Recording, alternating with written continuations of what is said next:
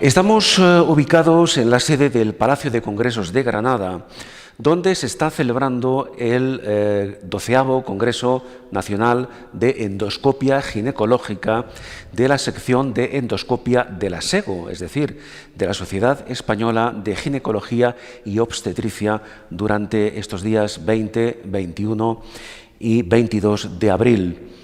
La organización de este congreso, sin duda, es un reto de interés a través de la difusión de los diferentes contenidos que se están desarrollando. Este congreso está contando con ponentes, cirujanos y moderadores de excelencia que están realizando intervenciones actualizadas, retransmisiones de cirugías en directo y foros de debate con intercambio de conocimientos en el campo de lo que se conoce como cirugía mínimamente invasiva. Es conocido que la sección de endoscopia de la SEGO se mueve principalmente con un fin docente, impulsando la formación por toda la geografía española a través de talleres de trabajo, talleres especializados, cursos, reuniones monográficas, utilización de trainers y simuladores, en fin. Para tratar este objetivo, para tratar de alcanzar este objetivo, la SEGO está trabajando con gran ilusión para hacer de este congreso, como está ya sucediendo de hecho, una reunión de alto nivel científico que integre las últimas innovaciones en el campo de la endoscopia, así como los conocimientos y experiencias de los especialistas en numerosos hospitales. Hoy vamos a hablar, tenemos ya con nosotros a la doctora Aida González Paredes. Doctora, encantado de saludarle. Igualmente. Gracias por estar con nosotros. La doctora Aida González Paredes es ginecóloga, estereoscopista del Hospital Universitario Virgen de las Nieves, aquí en Granada. Y si le parece, doctora, para empezar, para situar un poco el tema, me gustaría que nos explicara, desde el punto de vista de su especialidad, sobre todo haciendo especial énfasis en aquellas personas que luego van a vernos y que no tienen un conocimiento profesional del tema, ¿en qué consiste su especialidad? ¿Cuál es, de alguna forma, el día a día de su trabajo en el hospital? Bueno, yo soy ginecóloga, como bien has dicho, pero me dedico fundamentalmente a la parte endoscópica y más concretamente a la histeroscopia. La histeroscopia es la visualización de la cavidad uterina y no solo la visualización, sino que también nos permite, aparte de diagnosticar la patología que pueda haber, tratarla directamente en pacientes pues que tienen sangrados, que están fuera de la regla, sangrados tras la menopausia. Y, en fin, es una técnica que nos permite no solo diagnosticar los problemas que aparecen, sino tratarlos in situ en la consulta. Sí, doctora González, es una técnica, pregunto, relativamente nueva. ¿Cuál es un poco el recorrido que ha tenido esta técnica dentro del campo de la ginecología? Bueno, todas las técnicas endoscópicas son técnicas modernas. Es cierto que ya llevan bastantes años de recorrido, pero bueno, hemos pasado de que hace mucho tiempo era imposible mirar dentro de la cavidad uterina, no teníamos esa posibilidad. Conseguimos empezar a mirar dentro y con la disminución del calibre del instrumental que utilizamos, en los últimos años hemos pasado a desarrollar esta actividad en consulta sin necesidad de anestesiar a la paciente ni pasar por un quirófano y resolver muchísima patología en régimen ambulatorio. Entonces, sí que tiene ya unos años de recorrido, pero se ha mantenido en una constante evolución que nos permite ir mejorando en la asistencia. Claro, me llama la atención, doctora González, lo que usted ahora acaba de comentar, que es una técnica que puede realizarse, que de hecho se realiza a nivel ambulatorio, en consulta, sin ningún tipo de anestesia. Quiero decir, esto es un factor importante desde el punto de vista de la paciente, ¿no? Sí, la histeroscopia es una técnica habitualmente muy bien tolerada. Es cierto que hay algunas situaciones en las que requiere de algún tipo de anestesia, que puede ser una anestesia local, que la ponemos en consulta y si es necesario se hace. Y hay muy pocos casos en los que por la complejidad de la patología o porque la paciente no lo tolere se remiten a quirófano. Pero la inmensa mayoría de los diagnósticos y de los tratamientos los vamos a poder hacer en consulta y prácticamente todos sin necesidad de ningún tipo de anestesia. En fin, debe de estar siempre en manos de histeroscopistas con experiencia, pero cuando es así, la calidad de la asistencia a la paciente es muy buena y la tolerancia es excelente. Sí, hablando de esta técnica, me gustaría, doctora González, que nos explicara ¿Cuál es el perfil de paciente? ¿Cómo se selecciona aquella paciente que realmente necesita de la aplicación de esta técnica? Bueno, son muy diferentes las pacientes que nos llegan. Siempre es una paciente en la que se le ha hecho ya una primera valoración en la consulta de ginecología, se ha detectado a través de una ecografía que hay una patología dentro del útero, en la cavidad endometrial, o no viéndose una patología, hay un sangrado que no es normal y que hay que aclarar y necesitamos de una prueba un poco más específica, pero son pacientes muy diferentes. Nosotros tenemos pacientes que vienen porque tienen problemas para quedarse embarazadas, tenemos pacientes que ya tienen hijos, pero empieza a acercarse la edad de la menopausia y empiezan con trastornos de sangrado abundante. Y a veces podemos resolver ese sangrado y hacer diagnóstico de alguna patología que haya. Y luego también nos vienen pacientes mayores que ya están en menopausia y que pueden presentar un sangrado después de que su regla haya terminado y que hay que aclarar. O sea que pueden ser pacientes muy diferentes. Correcto. Lo que es en sí la prueba, a nivel ambulatorio en este caso, también para que nos hagamos todos una idea, ¿qué duración tiene?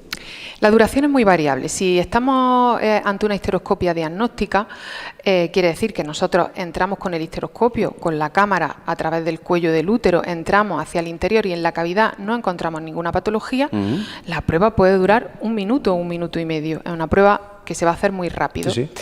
Pero hay veces que no, que nos encontramos patología, la paciente tolera bien la prueba y esa patología se puede solventar y a veces pues estamos 20, 30 minutos, incluso a veces más. Es raro, normalmente la patología suele ser patología que se resuelve en un tiempo relativamente corto, pero si se necesita más tiempo y la paciente lo tolera bien, pues sin problema se puede continuar. Pero casi siempre suelen ser intervenciones cortas. Claro, y deduzco, doctora González Paredes, de sus palabras, que en general la paciente acostumbra a tolerar bien esta prueba. En general, sí. Además, nosotros contamos con un instrumental muy variado, histeroscopios de diferente calibre, diferente instrumental para hacer la cirugía.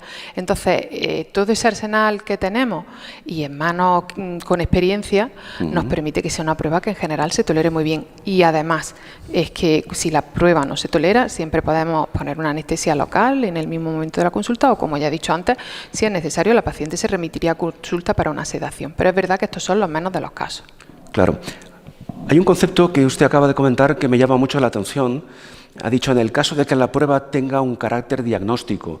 Deduzco que además del carácter puramente diagnóstico, tiene otro carácter quizá más intervencionista, ¿no? Explíquenos en qué momentos, bajo qué circunstancias o bajo qué perfil de pacientes se utiliza la prueba estereoscópica con un objetivo diagnóstico y en qué otros casos se utiliza con un objetivo, incluso diría que quirúrgico. Actualmente no se concibe que una histeroscopia se haga solo con el objetivo de diagnosticar. Nosotros tenemos que estar preparados en la consulta para diagnosticar y tratar, si es necesario, si encontramos una patología, en el mismo acto quirúrgico. Fundamentalmente porque reducimos la ansiedad ante una prueba que no deja de ser invasiva y porque no se concibe que algo que puedo hacer en un único acto quirúrgico lo haga primero una prueba diagnóstica y luego cita a la mujer otro día y venga. Entonces, el objetivo siempre debe ser ese y casi siempre lo vamos a conseguir. Vamos a entrar, no hay nada, no hay patología, es una prueba diagnóstica, nos retiramos. Entramos a cavidad uterina. Hay patología, sobre la marcha tenemos la capacidad de hacer esa cirugía con el instrumental que tenemos y dejarlo resuelto. Antes de que la paciente se someta a esta prueba, ¿necesita una preparación específica? Habitualmente no. No es necesario ni que tengan un tratamiento hormonal previo. Habitualmente hay casos excepcionales en los que sí. Tampoco necesita de ningún tipo de anestésico. Sí que les recomendamos a veces que tomen algún analgésico, pero para reducir las molestias que puedan quedar después de la prueba, no tanto durante la prueba. Y bueno, en pacientes que a lo mejor pues están especialmente nerviosos ante la cirugía, ante la situación y que esa ansiedad misma puede incrementar la sensación de dolor, pues se le puede recomendar que tomen algún tipo de relajante. Pero preparación como tal, no. De hecho, cuando la hacemos en régimen ambulatorio, en consulta, le decimos a las pacientes que desayunen en casa con normalidad y que vengan tal cual. Claro, por tanto, posibles efectos secundarios mínimos, según usted nos comenta, pero cuando estos se presentan, ¿cuáles se acostumbran a ser? Los efectos secundarios inmediatos después de la prueba, durante la prueba, puede ser el dolor, que en algunos casos habitualmente va a ser un dolor leve. Dolor localizado. Dolor localizado a nivel del abdomen. Nosotros a las pacientes se lo decimos que lo que van a experimentar, porque además son ellas las que nos lo cuentan, es un dolor muy similar al que sienten durante la menstruación. Ajá. O sea, es un dolor que se suele tolerar muy bien y muchas veces ni siquiera se presenta ese dolor. Y ocasionalmente, por el hecho de pasar por el cuello del útero, se puede producir un reflejo que haga que a la paciente le baje la tensión, y algunas pacientes pueden experimentar un leve mareo después de la cirugía. Sí. O durante la cirugía. Si se presentase durante la cirugía, se interrumpe la prueba. Sí. Si es después de la cirugía, siempre tenemos una zona en la que la paciente puede estar un ratito recuperándose, y normalmente simplemente con estar tumbada unos minutos, pues suele ir muy bien. En el caso de que esta prueba tenga un componente quirúrgico, la paciente necesita un periodo de recuperación, la paciente necesita una recuperación a posteriori. Cuando lo hacemos en régimen ambulatorio, habitualmente le decimos que esa tarde esté tranquila. Nosotros lo hacemos habitualmente por la mañana, que esté tranquila, que no haga esfuerzos, pero al día siguiente normalmente se pueden incorporar a su vida normal, a sus actividades cotidianas. Cuando se hace en quirófano, la recuperación la marca fundamentalmente el hecho de que pasan por una anestesia. Claro. Solo en casos muy concretos de cirugías muy grandes, sobre mioma de más tamaño, les recomendamos algo más de reposo, pero no suele ser necesario para nada. Y doctora González Paredes, en el caso de que esta mujer que se somete a esta prueba, a esta esteroscopia, sea una mujer sexualmente activa, ¿esto va a influir de alguna forma después de la prueba? No es necesario. Si lo hacemos en régimen ambulatorio, en el que no se hacen técnicas de dilatación cervical ni nada, no es necesario que tenga una abstinencia sexual posterior. Muy bien. Usted, doctora, ha intervenido en este congreso hablando de la ampliación de cervix, ¿Sí? ¿correcto? Explíquenos cuál es ese concepto y en qué ha basado su intervención. Bueno, como comentaba, el hacerlo en régimen ambulatorio, para poder hacerlo en pacientes que son más complejas porque tienen un cuello más cerrado, más estenótico. El cuello es la entrada que tiene el útero. Entonces, si ese cuello está muy cerrado, a veces nos va a dificultar el acceso con esa cámara. Si tenemos un acceso difícil, la prueba se podría hacer más dolorosa y que no pudiéramos hacerlo. Entonces, nosotros tenemos técnicas con las que, con el instrumental con el que contamos, podemos ampliar ese cuello sin que la paciente experimente dolor y podamos canalizar ese cuello, entrar a la cavidad de forma más sencilla y que la paciente pueda tolerar la prueba. Entonces, básicamente, yo he explicado a los compañeros qué técnicas realizamos nosotros en consulta de apertura de ese cuello para que puedan, bueno, pues utilizarla si se les presenta la situación. Digamos que es una actuación puramente fisiológica en cuanto a la ampliación de cervix, ¿o hay algo más? Bueno, nosotros es una pequeña cirugía sobre ese cuello, pero mínima, porque lo que utilizamos habitualmente son pinzas con las que ampliamos un poco ese cuello, unos bisturí mínimos que utilizamos en la histeroscopia, son de muy pequeño calibre y que nos permiten seccionar un poquito alrededor de ese cuello que está tan cerrado, pero que son técnicas que se pueden hacer, como son mínimamente invasivas, se van a poder hacer igual sin el uso de anestésico habitualmente. Y doctora González Paredes, ¿por qué es importante esta técnica? ¿Por qué la ampliación de cervix es importante, entiendo, en según qué perfil de pacientes, claro? Sí, bueno, es importante para que podamos hacer esa histeroscopia en régimen ambulatorio y fundamentalmente para que la paciente tenga una buena tolerancia a la prueba. Siempre pasa la histeroscopia, el hacerla en consulta, porque la paciente tenga una buena experiencia. Lógicamente es una prueba invasiva, tiene ciertas molestias, pero la experiencia de la paciente tiene que ser satisfactoria. Entonces debemos controlar estas técnicas para poder hacerla, para tener éxito y conseguir hacer la prueba, pero también para que la paciente la tolere. Un par de cuestiones más. Háblanos un poco de la evolución a nivel tecnológico de esta técnica, que yo no sé cuál ha sido el recorrido, pero podemos aprovechar para explicarlo, ¿no? Desde que se inició, desde los inicios de esa técnica al momento actual, ¿cómo ha avanzado la tecnología? Bueno, pues la evolución nos ha permitido que desde que se empezaron haciendo histeroscopias, los histeroscopios tenían un calibre muy grueso, eso imposibilitaba que la prueba se hiciese en régimen ambulatorio, porque era necesario dilatar el canal, porque era una prueba que era dolorosa dolorosa, entonces requería de anestesia.